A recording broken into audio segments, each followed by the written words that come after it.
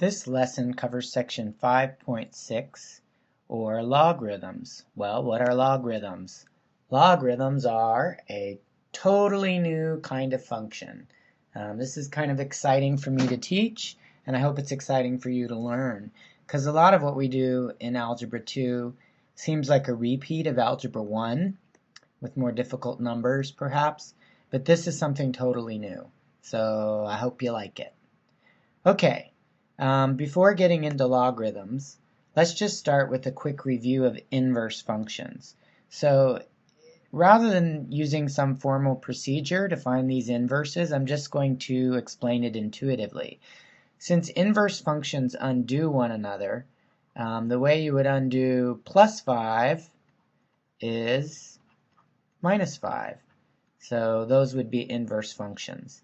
And similarly, we can figure out the inverse of g intuitively. How would you undo times 7? Well, you would divide by 7.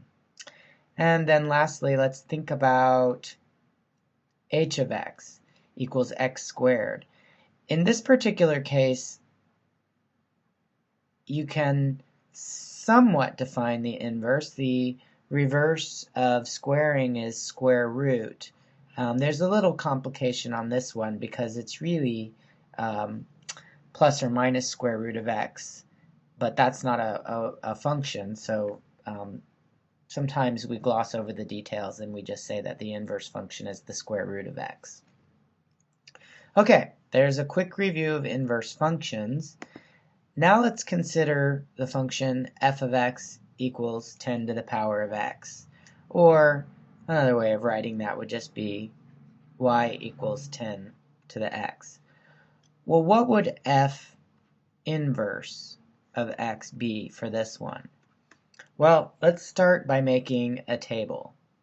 Alright, so if x is 1, 10 to the power of 1 is 10. If x is 2, 10 to the power of 2 is 100. 10 to the power of 3 is 1,000. 10 to the power of 4 is 10,000, and so on. So the inverse function should have the reverse table.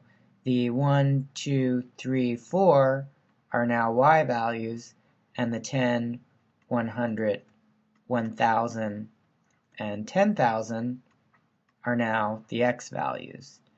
And you can look at this and try to come up with an equation to represent that. You can't do it without introducing a new type of function. So that function is called a logarithm, and it's abbreviated like that. Okay, so what does that actually mean? If you wanted to know, for example, the log of 100, that means what power of 10 gives you 100? Well, 10 to the second. Or if you wanted to know the log of, say, 100,000,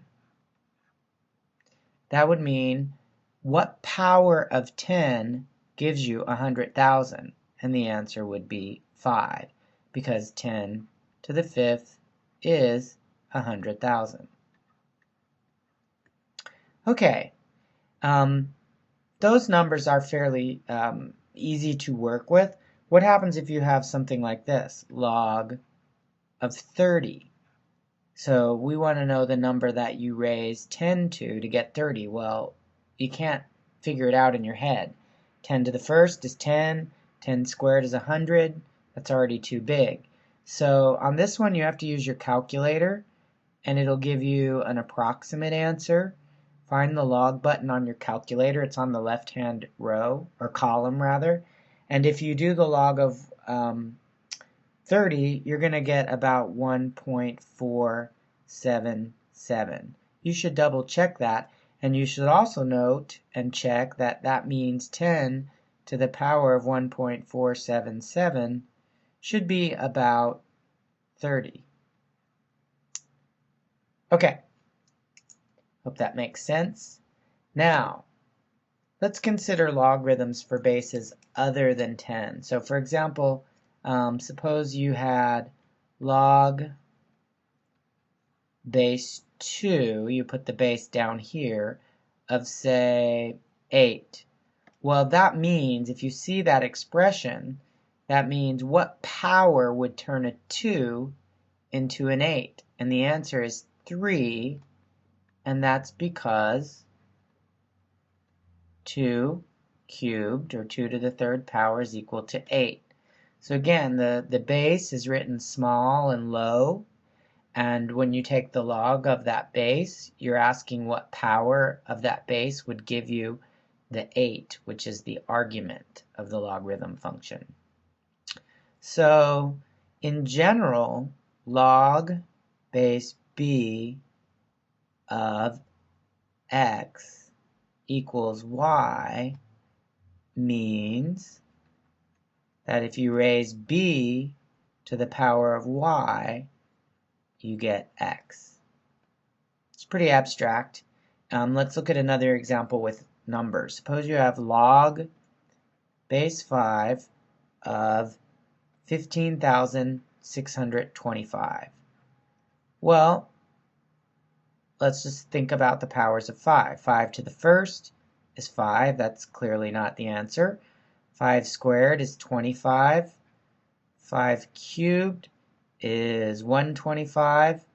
Can check these on your calculator. 5 to the fourth is 625.